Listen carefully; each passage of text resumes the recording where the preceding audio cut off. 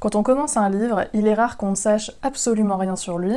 En général, on a une idée plus ou moins précise de ce dans quoi on s'embarque, et c'est justement pour cela qu'on l'a choisi. Et parfois, il se trouve que le livre ne correspond pas du tout à ce qu'on imaginait, et dans ces moments-là, moi je me dis « Pourquoi personne m'a dit ?» Aujourd'hui, je vous parle du dernier livre qui m'a fait pousser cette exclamation. Il s'agit de « Autant en emporte le vent » de Margaret Mitchell. C'est l'histoire de Scarlett, une belle du Sud, donc une jeune femme de 17 ans, de bonne famille, très séduisante et au caractère bien trempé, qui va être confrontée à la guerre de sécession et donc à l'effondrement de sa civilisation. On suit ses péripéties face à ces bouleversements, ainsi que ses émois sentimentaux. Alors, il se trouve que je n'ai jamais vu le film, et que dans ma famille, c'est pas un film dont on parle, donc j'avais pas vraiment d'informations sur l'histoire de Autant en emporte le vent, à part que Scarlett était insupportable.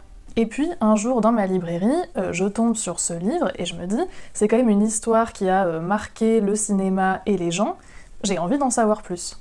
La 4e de couverture nous dit que c'est une fresque historique inégalée sur les tragédies de la guerre de sécession.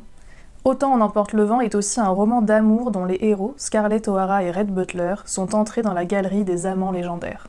Bon, moi, à cette description, je me dis que ça a l'air pas mal, quand même, hein. On va être sur un classique dense, un espèce de guerre épée sudiste, quelque chose avec une réflexion philosophique, historique et en même temps du romanesque. Donc un classique riche, intense et une lecture qui marque à vie. Bon, autant vous dire que ça s'est pas du tout passé comme ça. J'étais perplexe à la lecture et j'arrivais pas à comprendre pourquoi. Pourquoi j'étais déçue et pourquoi c'était pas du tout ce que j'avais imaginé. Et un soir, alors que j'étais en train de le lire, j'ai eu une révélation. Je me suis rendu compte qu'Autant en emporte le vent, c'est du young adult. C'est fou! Pouf! Et là, tout s'éclaire, le meilleur comme le pire. Je m'explique. C'est une histoire qui est traitée et racontée comme du young adult, c'est-à-dire qu'on a une héroïne de 17 ans et qu'on est à sa hauteur, on est souvent dans son point de vue. C'est un personnage qui va avoir de grandes responsabilités, un destin à part et qui, dès le départ, est montré comme différente des autres.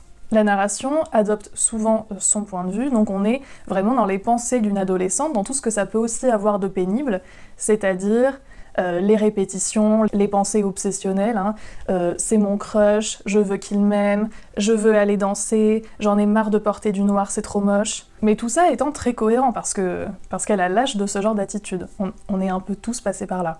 Et des livres qui ne sont pas du young adult, mais qui adoptent le point de vue d'un personnage plus jeune, c'est pas rare. Mais là où ça crée la différence, c'est que pour moi, la voix narrative, quand elle n'adopte pas le point de vue de Scarlett, ne prend pas de recul sur l'histoire. Par exemple, dans Guerre épée, ou dans Les Misérables, ou dans d'autres livres que je pensais associés à celui-ci, la voix narrative fait des pauses, fait des parenthèses, elle raconte l'histoire en tant que personne qui regarde l'histoire passée. Il y a des conclusions à tirer, une perspective qui revient sur des événements importants. Or là, même quand elle nous donne des informations historiques sur la situation dans le Sud, il n'y a jamais vraiment ce quelque chose en plus qui apporte une réflexion. La voix narrative du roman ne va jamais au-delà du propos qu'elle raconte. En fait, tout est explicite. D'où un côté facile à lire, avec beaucoup de dialogues, des émotions, des péripéties.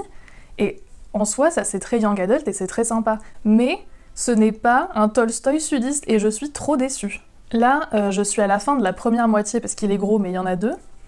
Et les événements font que Scarlett va sûrement être amenée à grandir, en tout cas dans son attitude. Donc je me dis que peut-être que cette dimension young adult va justement s'atténuer au fur et à mesure que le personnage devient plus adulte. Après, je ne me fais pas d'illusions, je ne pense pas que ça deviendra ce que j'avais imaginé, parce que sinon ça aurait commencé comme ça. Mais bon, voilà, ça reste très agréable, et c'est pas grave. Par contre, je m'étonne fortement que ça ait eu le prix Pulitzer en 1937. Je ne saisis pas.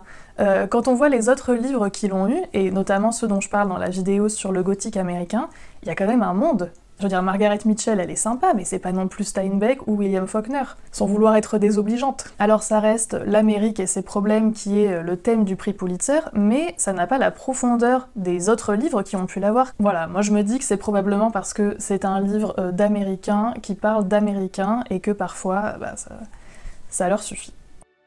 Donc si vous cherchez un roman historique avec des émotions, de la passion, un peu de drama, et tout ça sans les lourdeurs que peut avoir parfois un classique, ce livre pourrait tout à fait vous plaire.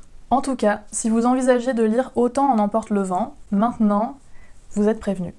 N'hésitez pas à vous abonner, à mettre un pouce et à me dire en commentaire quels livres vous ont vous aussi pris par surprise et si c'était plutôt une bonne chose ou une catastrophe. Salut!